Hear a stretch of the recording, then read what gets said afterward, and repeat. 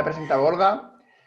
Y sí que me gustaría agradecer a Deusto pues, su invitación, ¿vale? Y espero que a todos los asistentes pues, lo que os voy a contar os interese e incluso os pueda servir, ¿no? En vuestro... Espera un segundo que me ha salido aquí algo en la pantalla. Vale, ya está. Pues eso, lo que decía, ¿no? Espero que os interese y que incluso os pueda servir en un momento dado, ¿no? Si os dedicáis a este tipo de tareas dentro de vuestras compañías. En el webinar de hoy voy a hablaros de arquitecturas Big Data en tiempos del COVID, como dice la portada de la presentación. Y bueno, sé que suele haber un público más numeroso cuando se habla de modelos y de analítica, porque entiendo que no es tan apasionante como ese mundo, ¿no? Pero cuando empiezas a entender qué es cada una de las piezas de la arquitectura, para qué sirven y cómo sacarles el máximo rendimiento, pues te empieza a gustar y le empiezas a coger cariño. Vale, el contenido que vamos a abordar en el webinar de hoy pues son tres puntitos. En primer lugar, vamos a ver si el confinamiento de Hadoop es real. Bueno, puede parecer así a primera vista que Hadoop sea un ecosistema cerrado, que tiene ya sus propias herramientas. Bueno, veremos si esto es verdad o no, ¿vale? En un segundo punto, pues vamos a analizar y ver si Hadoop, bueno, lo tenemos infectado con coronavirus, ¿no? Y en este caso vamos a presentar diferentes escenarios y vamos a analizarlos y ver en qué casos, pues, Hadoop está con mascarilla y protegido y en otros, pues, se ha juntado con demasiada gente ya. Y por último, bueno, vamos a ver esa disyuntiva, ¿no? entre trabajar en on-prem y trabajar en la nube, ¿no? De la tierra al cielo. Voy a exponer básicamente una serie de ventajas, bajo mi punto de vista, que tiene trabajar en la nube frente a trabajar en on-prem. Pero también que quede claro que no existe un estándar, sino que, de hecho, en todo lo que os voy a contar, el depende va a ser la premisa básica, ¿vale? En arquitectura no existe la solución estándar, de la misma manera que tampoco es mejor trabajar en la nube que en on-prem. Todo depende de las circunstancias de la compañía, de qué procesos tengamos, etcétera. Lo vamos a ir viendo poco a poco, ¿vale? Bueno, pues empezamos. Primer punto, el confinamiento de Hadoop, ¿no? ¿Es real? Pues vamos a verlo. Hadoop ve la luz el 1 de abril de 2006 y a partir de ese momento pues son muchos los proyectos que nacen a la sombra de Hadoop, ¿no? Viendo el potencial que tenía este framework tanto para la computación distribuida y paralela.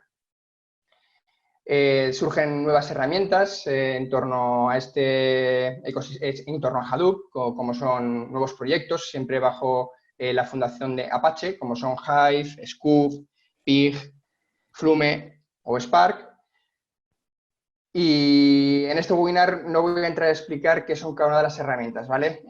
Porque para eso tenemos el módulo 223 de herramientas de desarrollo y análisis Big Data del programa en el que colaboro, como ha dicho Olga. Como he comentado, todos estos proyectos nacen a la sombra de Hadoop.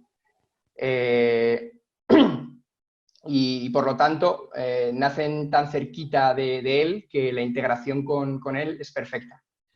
Pero entonces la pregunta que yo lanzo es, ¿pero existen otras herramientas de terceros que puedan integrarse con Hadoop y ser además realmente solventes a la hora de trabajar con ellas?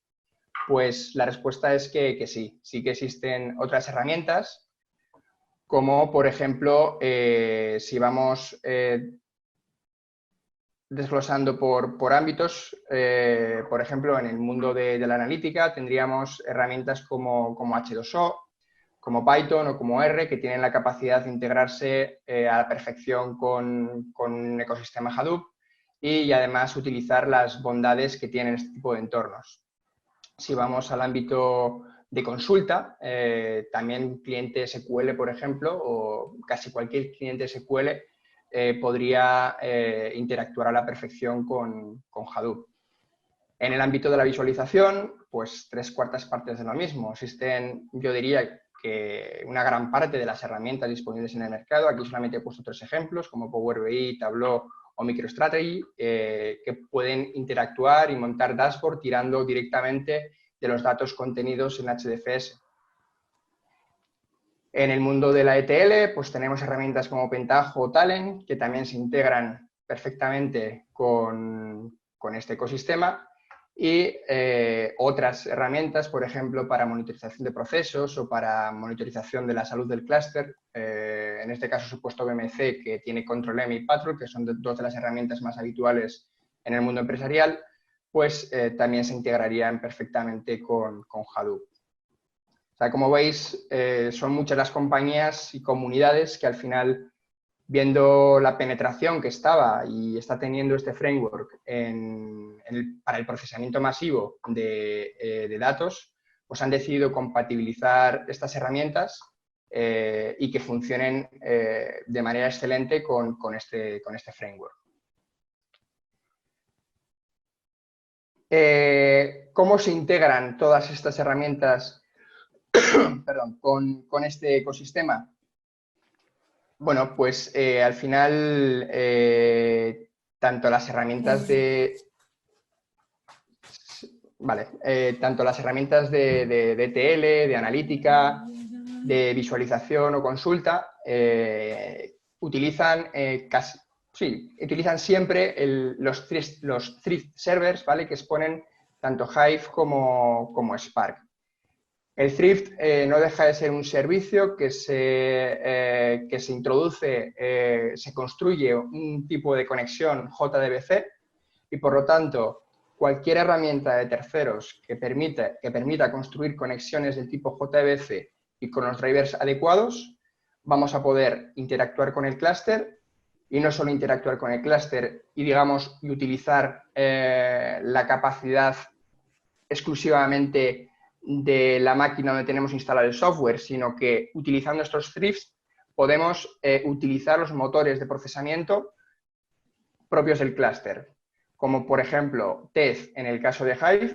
Antiguamente era MapReduce, pero es un framework, es un motor que a día de hoy sigue funcionando y sigue siendo muy potente, pero a nivel de rendimiento pues se ha quedado un tanto obsoleto.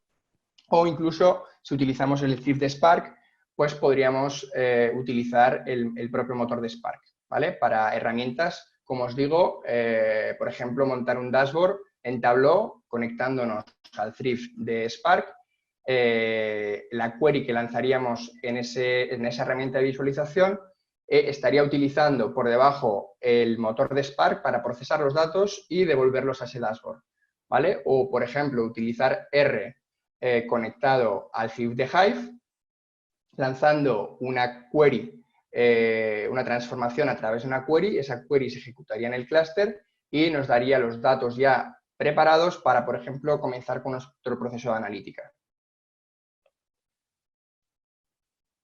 Vale, en este caso os he dicho eso, que hay muchas herramientas, la mayoría utilizan los thrift para entrar al clúster. Luego hay otra serie de herramientas, como por ejemplo H2O, que se despliegan directamente en el clúster, ¿vale?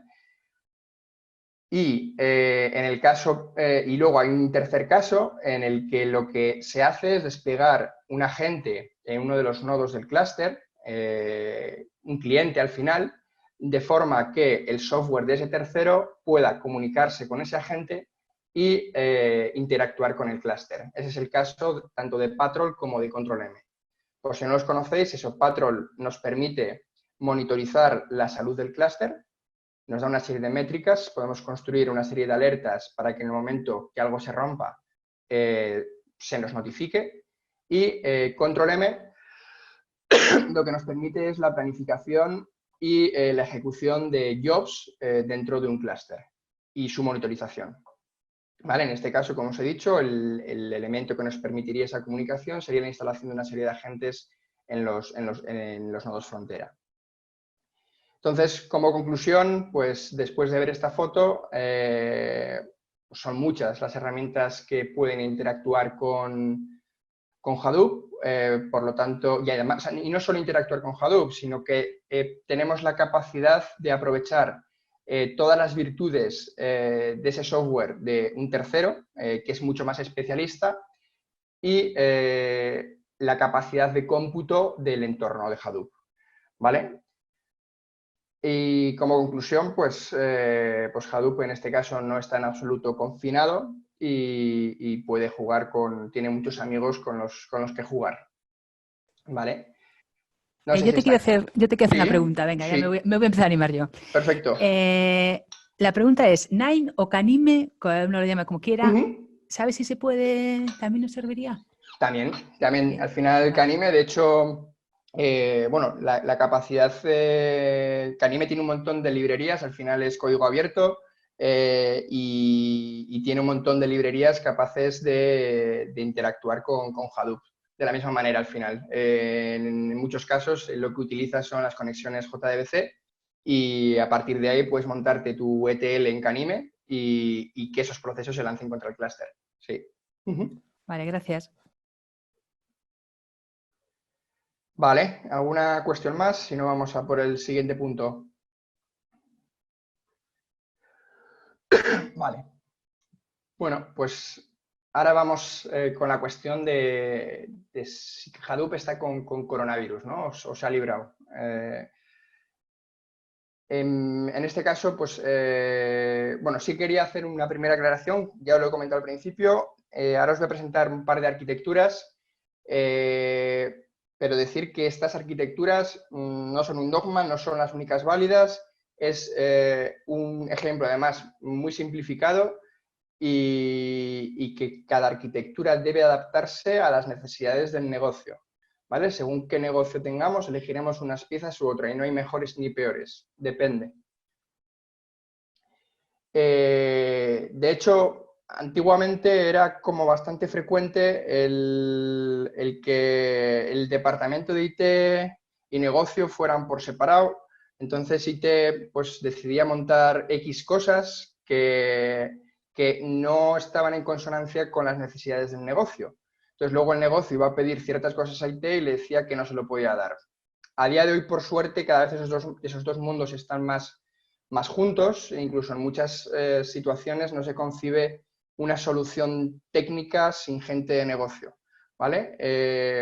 Y para mí personalmente a día de hoy el negocio debe primar sobre lo que decida el equipo de IT correspondiente. O sea, o no debe primar, pero sí deben ir en paralelo para buscar una solución que satisfaga y pueda dar una respuesta correcta a ese modelo de negocio, ¿vale? Entonces, bueno, en este punto vamos a diferenciar entre dos escenarios y dentro de cada escenario vamos a diferenciar un par de subescenarios.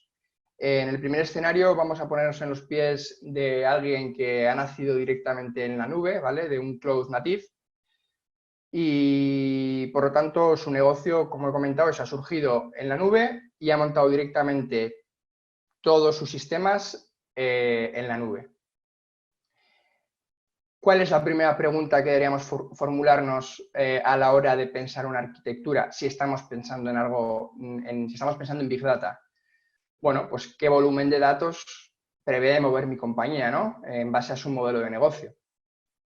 Si somos una compañía Small Data, es decir, que los datos sí son básicos para mi negocio, pero mis procesos no tienen una necesidad de mover terabytes o petabytes de información, bueno, pues podríamos implementar la siguiente arquitectura.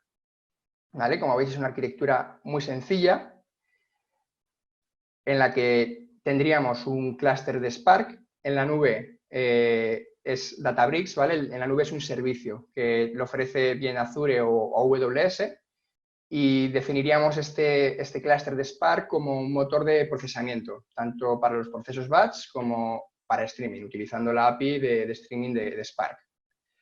Luego podríamos montar una capa de persistencia, que en este caso podría ser una base de datos relacional, que va a ser nuestro warehouse.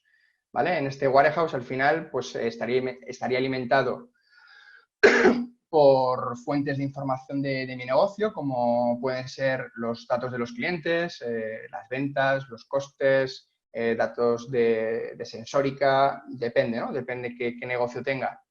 Y al final son los datos que van a alimentar mis procesos, son mis inputs. Y por otro lado, en el warehouse también persistiríamos los resultados de nuestros procesados. Es decir, nuestros outputs, nuestros preparados de datos de ese conjunto de cruces y de transformaciones que vamos a hacer entre las diferentes tablas que tenemos de origen con información del negocio. Y que a su vez estos outputs, ¿no?, podrían ser inputs de otros procesos. Por último, en esta arquitectura pues podríamos tener un nodo frontera. Normalmente es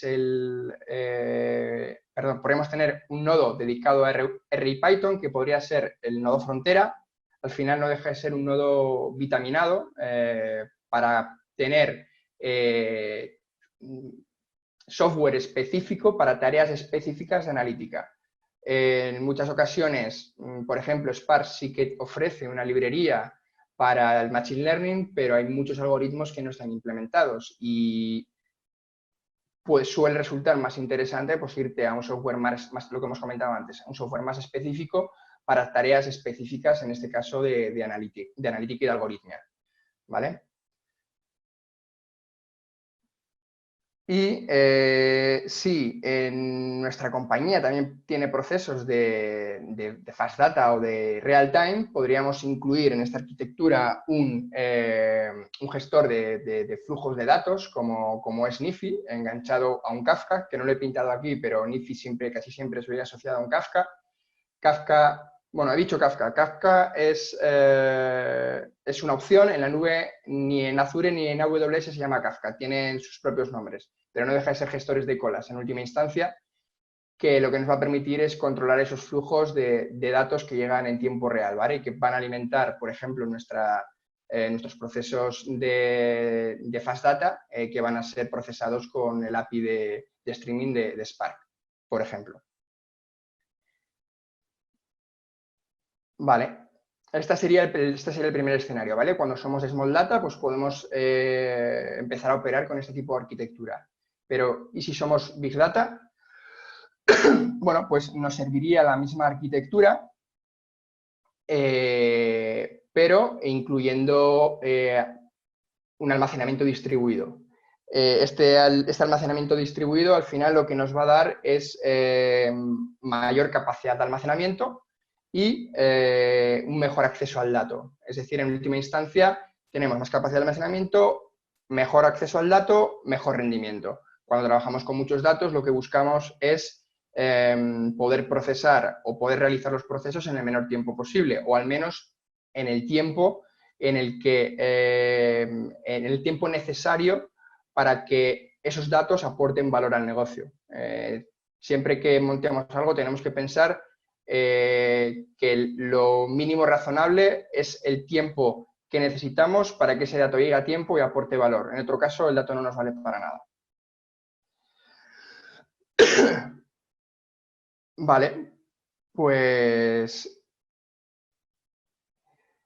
entonces en estos dos casos podríamos decir que cuando somos Cloud Native y bien seamos Small Data o seamos Big Data, pues Hadoop sí que está infectado. No tiene sentido, ya que existen suficientes recursos en la nube sin necesidad de irnos a un Hadoop que nos van a dar una solución incluso mejor que el propio Hadoop, ¿vale? ¿Dudas? ¿Alguna pregunta? Ok, pues vamos con el segundo escenario. En este caso, vamos a ponernos en los zapatos de una compañía, vamos a decir, más tradicional o al menos que está acostumbrada a tener todo montado en sus propias instalaciones. O sea, todo en on-premise, ¿vale? Y vamos a volver a formularnos la misma pregunta que hemos hecho en el escenario anterior, es decir, ¿qué volumen de datos prevé mover mi compañía? Si somos una small data, pues podríamos diseñar una arquitectura e implementar una arquitectura muy similar, por no decir que igual, a la que hemos expuesto en el caso del Cloud Native, ¿vale? Lo que pasa que en esta ocasión pues vamos a instalar todo en on-premise con sus pros y sus contras. Sus pros, pues que tenemos el control de absolutamente toda la infraestructura y podemos hacer y deshacer a nuestro antojo.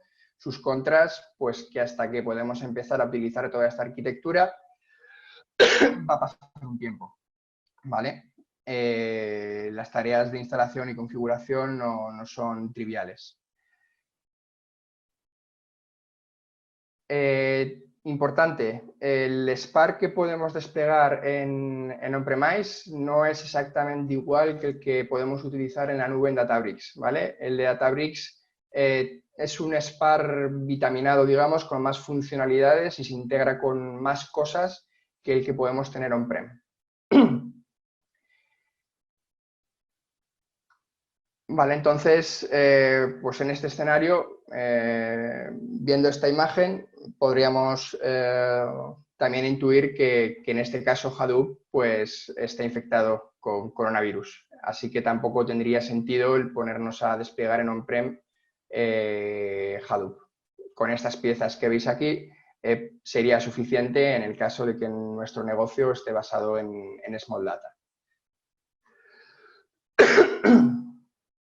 Vale, ¿y qué pasa si mi negocio es Big Data? Es decir, que necesito mover cantidades importantes de datos para conseguir los outputs que el negocio necesita.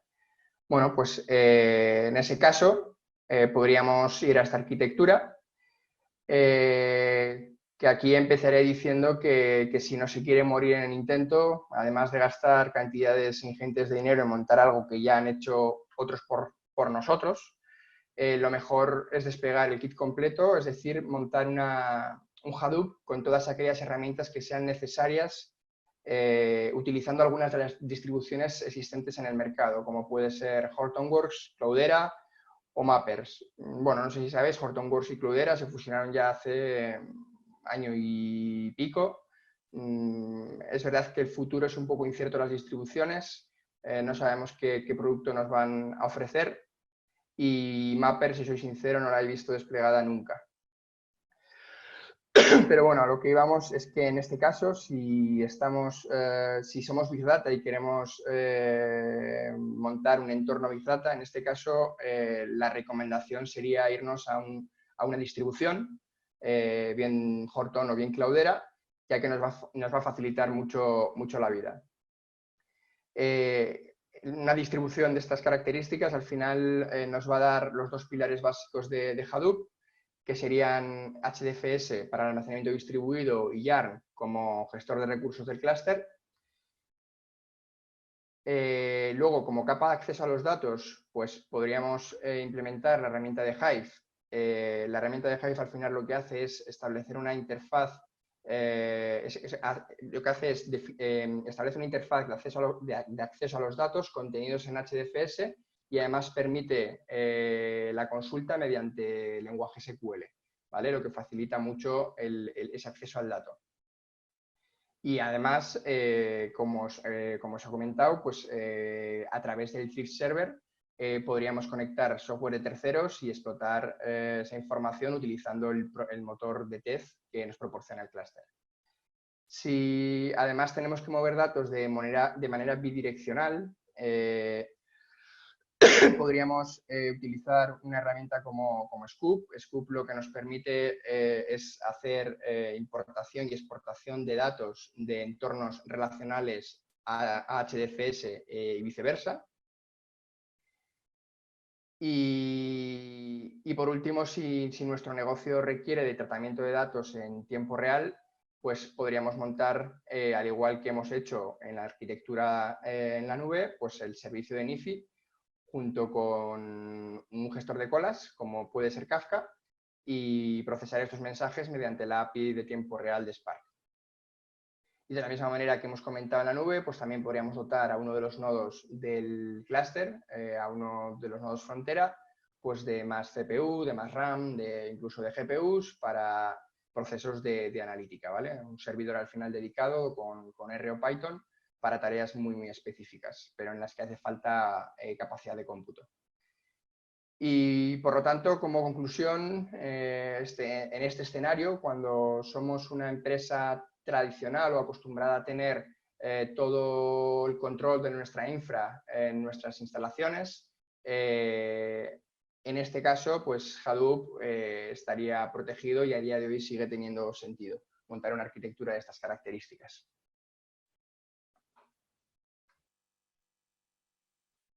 Vale, no sé si hasta aquí tenéis alguna duda, alguna discrepancia, que también se admiten. Vale, pues seguimos. Perdonar un momento, creo que te están haciendo las preguntas. Por favor, hacérselas así de viva voz para que os pueda oír, porque si no, no le va a dar tiempo a leer No, además es que no las tengo en pantalla. Bueno, pues te las leo yo. Sí, si me lees tú, Olga, perfecto. Vale. Vale. Víctor Reina pregunta si quiere recuperar datos de las redes sociales para un análisis, detectar zonas de riesgo de contagios con COVID. ¿Qué arquitectura sería la más adecuada? Vale, en ese caso podríamos considerarlo como una arquitectura de real time. No sé exactamente qué volumetría se puede estar moviendo en torno al COVID, si estaríamos buscando, hemos dicho, recuperar datos de redes sociales, por ejemplo, de Twitter. Bueno, en base a la volumetría que se mueva de ese hashtag en concreto o lo que estemos buscando, podríamos irnos a este tipo de arquitectura, no tiene por qué ser en la nube.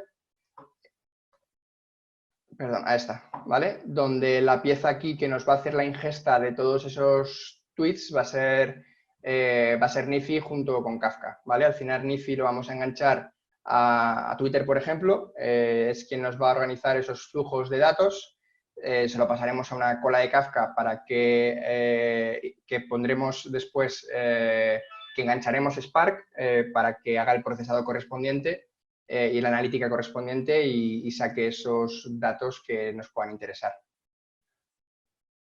Pero con una arquitectura de estas características sería suficiente.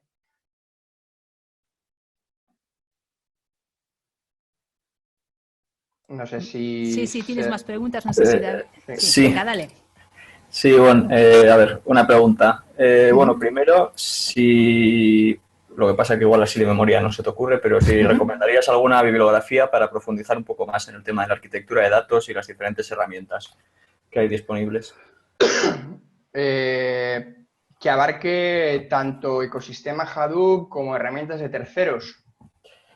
Más que, vamos a decir, centrado en una herramienta en concreto, lo que es la arquitectura de datos per se. O sea, luego ya supongo que harán ejemplos de esta herramienta o la otra, pero algo más, digamos, técnico en cuanto a la arquitectura de datos en sí. Luego presupongo que, bueno, podrás usar pues, un clúster de Hadoop, Amazon Web Services o lo que sea.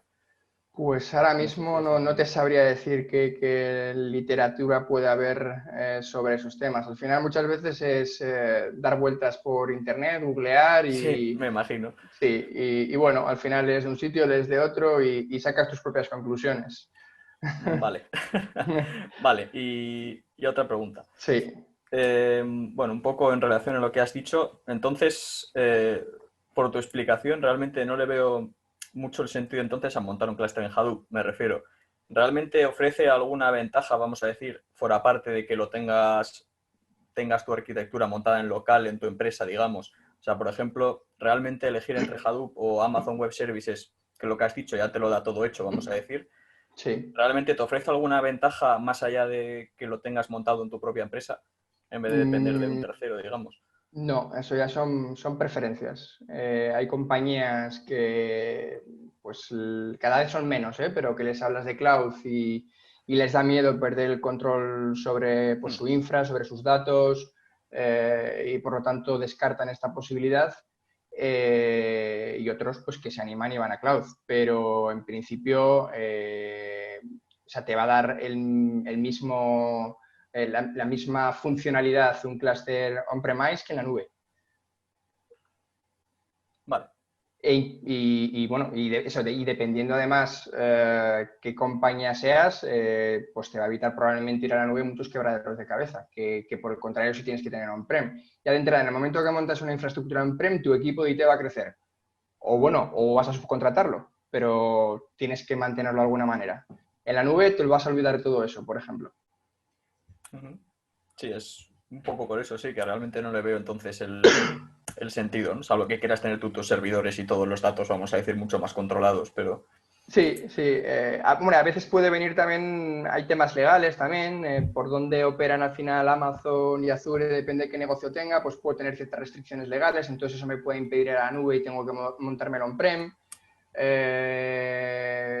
Tema de ámbito también, ¿no? O sea, si yo soy una empresa que presto servicio de manera local aquí en Bilbao, en Euskadi, y resulta que Azure o Amazon me ofrece servidores en Brasil, pues y necesito que mis procesos duren Claro, eso te va a muy preguntar poco, ahora. sí, pues claro, las latencias van a ser altas, entonces Claro, pues sí, igual eso. tampoco me interesa irme a la nube y digo, joder, pues voy a montarme mis servidores en mi casa porque necesito una respuesta inmediata. Vale, sí, eso, iba un poco a eso, me pregunta ahora si Sí. tendría algo que ver al final los tiempos de respuesta, sí, claro que Sí, eso dependerá mucho también. sí, correcto. Vale, vale, pues muchas gracias. Vale, David, gracias. Vale, ¿alguna cosilla más? No, por ahora no. Vale, pues vamos con el último punto. Vale, pues vamos con la disyuntiva, ¿no? Que acabamos de estar comentando un poco con David, entre el on-prem y la nube. En este punto os voy a contar unas ventajas, ya te digo, desde mi punto de vista, generales de operar en la nube frente al on-premise. Siempre refiriéndome a tecnologías Big Data, porque al final en la nube tenemos un montón de servicios, en este caso el webinar es sobre Big Data, pues todas esas ventajas que voy a dar, aunque quizás sean extrapolables a otros servicios en la nube, en este caso me voy a centrar exclusivamente en aquellos que son Big Data. Digo generales, ventajas generales, ya que dependiendo de las circunstancias de cada compañía y teniendo en cuenta su idiosincrasia, pues bueno, operar en la nube puede no ser tan ventajoso. O al menos puede que no empiece a aprovecharme de las ventajas de la nube de manera inmediata, ¿vale? Luego os digo por qué. Entonces, bueno, voy a agrupar las ventajas de la nube voy a hacer 3 agrupaciones, ¿vale? En primer apartado voy a hablar de la implantación y el mantenimiento de estas soluciones en la nube. Al final, si decidimos operar en la nube, pues tanto la implantación y la adopción de esa nueva tecnología es inmediata. Básicamente, con tener una suscripción y decidir qué servicio queremos levantar, lo levantamos, va a ser cuestión de minutos y podemos empezar a trabajar con ello. En cambio, cuando decidimos desplegar en on-premise, pues bueno, en primer lugar tenemos que comprar los hierros, después tenemos que poner a trabajar a nuestro equipo de IT en la instalación y configuración de los entornos y pasados unos cuantos meses y después de haber gastado bastante dinero y habernos roto bastante la cabeza porque configurar estos entornos tiene su complejidad, pues podemos empezar a utilizar los entornos y hacer actividades que aportan realmente valor al negocio, porque hasta ahora es verdad que nos hace falta esto para aportar valor al negocio, pero hemos tardado muchísimo en aportar valor al negocio. Y además la cosa no queda ahí porque en el mantenimiento, en el caso de la nube, los hierros los mantienen la gente que trabaja para esa compañía en la nube. El versionado del software lo llevan ellos, las configuraciones, todo lo llevan ellos. Si eso lo tenemos en nuestra casa, pues somos nosotros dueños y señores y responsables de cambiar esas máquinas, hacer los upgrades correspondientes, etcétera. Lo que implica pues paradas de servicio, tener que coordinar un montón de departamentos porque hay procesos en ejecución. Bueno, es más costoso.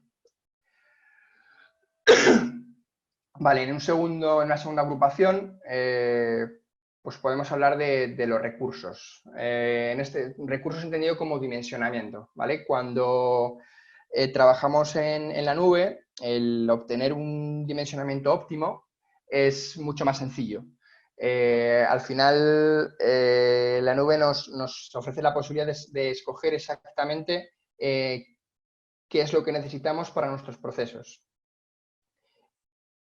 En cambio, cuando estamos en on-premise, en el momento que compramos las máquinas y elegimos qué capacidad tiene cada una de ellas, estamos ya limitando nuestras capacidades, ¿vale? Y por otro lado, por ejemplo, para procesos de real-time, la nube nos da posibilidades de autoescalado. On-prem no.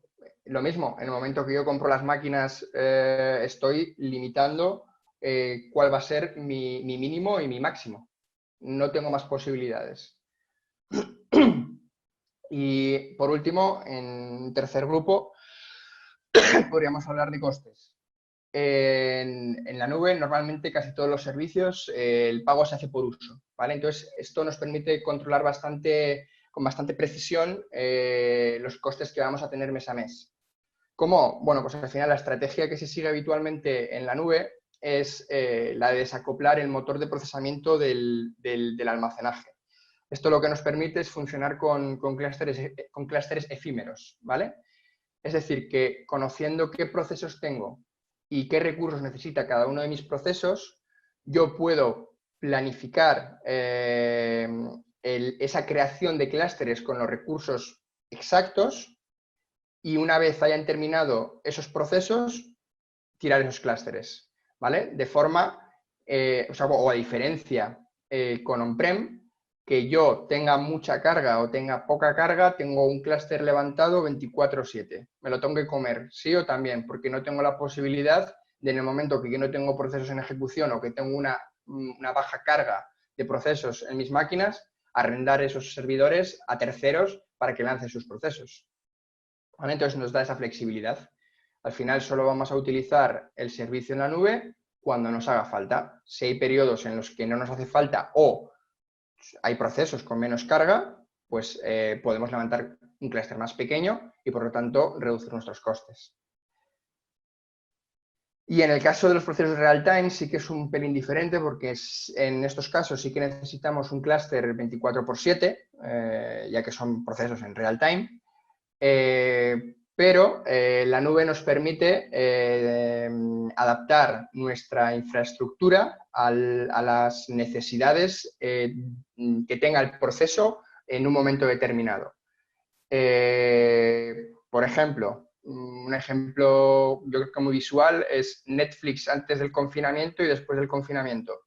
Si Netflix trabaja en on-premise y tiene su motor de recomendación montado en on-prem, antes del confinamiento daba abasto. Seguramente que durante el confinamiento hubo un momento en el que la cantidad de recomendaciones que tenía que hacer al incremento de usuarios que hubo, si no habían pensado desde un primer momento que eso podía ocurrir, probablemente Netflix hubiese dejado de dar servicio a los usuarios. Si nos vamos a una solución en la nube, como tenemos esa posibilidad de autoescalar, en el momento que se detecta que mi proceso tiene un aumento de carga, automáticamente se van a levantar nuevas máquinas que permitan procesar esa carga adicional, ¿vale? En este aspecto es muy interesante. Entonces, principal ventaja frente a on-prem, que puedo ajustar mis recursos a mis procesos y eso en última instancia repercute en mis costes. ¿Vale? Entonces,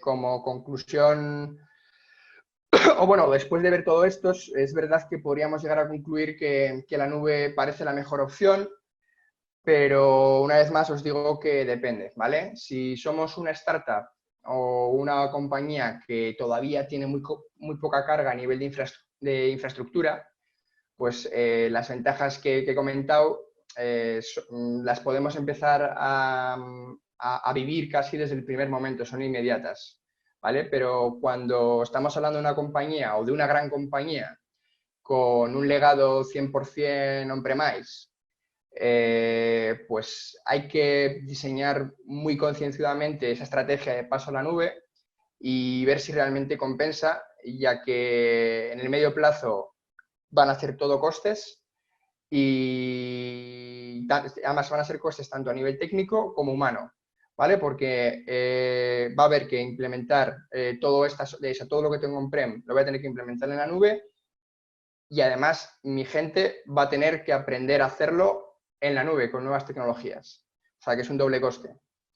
Y estas ventajas solo se van a percibir en el largo plazo y no en todos los casos, porque a veces puede pasar que resulte que en on-prem que en la nube estoy funcionando peor que en on-prem. De hecho, hay un caso bastante llamativo. Dropbox inicialmente empezó montando toda su infraestructura en on-premise cuando eran más pequeñitos, en sus inicios. Cuando crecieron, decidieron irse a la nube. Y cuando supercrecieron, viendo que la nube no les era rentable, por los costes en los que les llevaba a incurrir, volvieron a on-premise y consiguieron reducir costes. Y a día de hoy creo que lo tienen en on-prem. O sea, que por eso os digo que cada empresa es un mundo y pues tiene que realizar su propio estudio para decidir qué le interesa más, si quedarse en on-prem, si quedarse en la nube, si hibridar entornos, depende. No hay una solución única. Y poco más. Sí, remarcar eso, que no, lo que os he contado no son dogmas, ¿vale? Que el tema de la arquitectura es siempre depende y hay que pensar en cuál es la solución que mejor se ajusta al negocio. Y esas pueden ser muchas. Y hasta aquí. No sé si tenéis alguna cuestión más. ¿Tienes alguna pregunta más? Víctor Reina vuelve a preguntar, como estudiante universitario de informática, ¿cómo podría aplicar Big Data para apoyar en la lucha del COVID? ¿Cómo aplicar Big Data en la lucha del COVID? Yo no soy del mundo de la analítica. Hay gente que te podría dar mejores respuestas que yo, pero podríamos diseñar algún tipo al final de recogida de datos de sintomatología de pacientes para un diagnóstico precoz, por ejemplo, y para procesar ese algoritmo al final que sea necesario utilizar Big Data o no. No lo sé. No sé de qué manera podríamos aplicarlo para solucionar el problema del COVID. Bueno, en realidad la recogida de datos y un poco el análisis de algoritmos se está haciendo en bastantes sitios, ¿no? Sí, yo creo sí, que sí. O sea, son bastantes empresas y personas particulares los que están intentando hacer un algoritmo que nos lleve a alguna conclusión. Sí, correcto.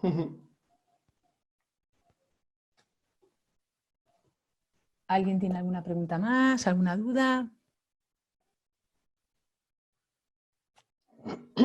No, pues oye, pues lo has dejado todo muy claro, ¿eh? Así da gusto. Bueno, o una de dos, o no me he explicado bien, o he dejado todo claro. A ver. Vale, Cecilio tiene una pregunta. ¿Hay déficit de técnicos expertos en estas materias? Si hay perfiles técnicos expertos. Si hay déficit de técnicos. Sí cuesta encontrar gente. Sí que hay déficit, sí. En Big Data en general, sobre todo en Bilbao, hay déficit de perfiles, sin duda. Sí. Si te vas a Madrid o Barcelona, no. Bueno, no. Sí, para la oferta, para la demanda que hay allí también hay pocos perfiles. Y aquí en Bilbao concretamente sí hacen falta perfiles Big Data, tanto en la parte de la ingeniería del dato como en la parte de arquitectura. ¿Crees que hay más déficit en la parte de arquitectura e ingeniería del dato que en la parte de modelado? Duda.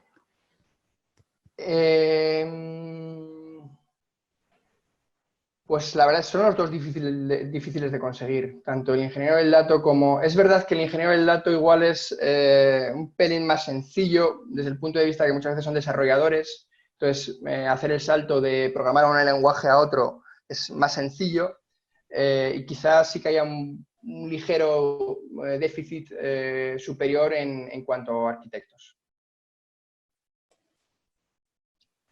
Vale. ¿Alguna pregunta más? Hola, buenas, ¿cómo estás por acá, Melissa? Buenas. Melissa, qué alegría oírte. Sí, es que estoy desde Chile, así que por eso pregunto si me escuchan súper bien allá. Muy bien, Melissa. Melissa. Te vemos.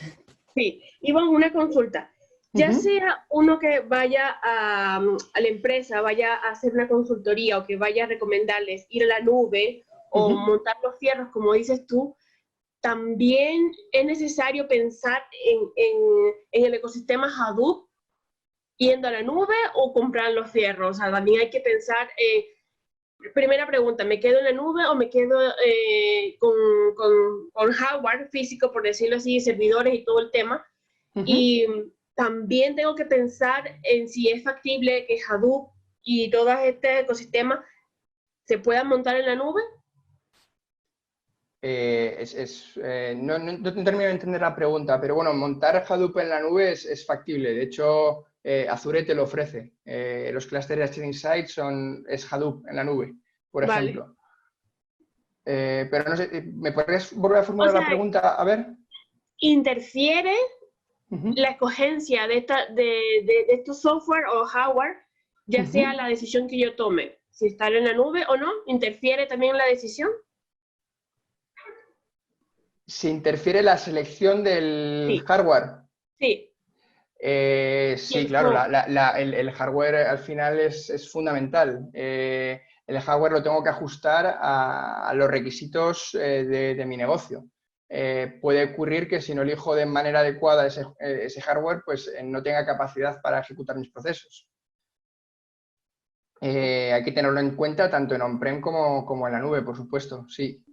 Vale. Y me imagino que también el software, también que cumpla con los dos requisitos, si me voy por la nube o me voy por el otro lado.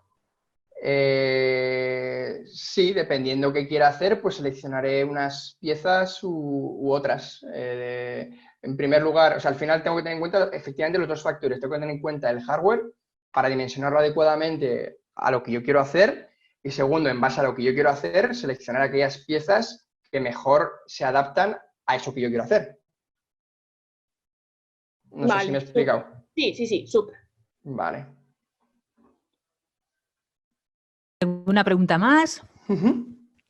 No, yo creo que más o menos ya está todo. Oye, pues Ivonne, muchísimas gracias por habernos acompañado hoy. Pues nada, muchísimas gracias a vosotros. Espero que os haya resultado de interés y si tenéis cualquier cuestión adicional os dejo ahí mi correo y no dudéis en escribirme. Vale, pues muchas gracias, Ivonne. Yo solamente una cosita más. La verdad es que teníamos pensado acabar los webinars esta semana. Bueno, porque nuestra intención era un poco acompañarlos en el periodo del confinamiento y parece que la semana que viene ya vamos a poder movernos.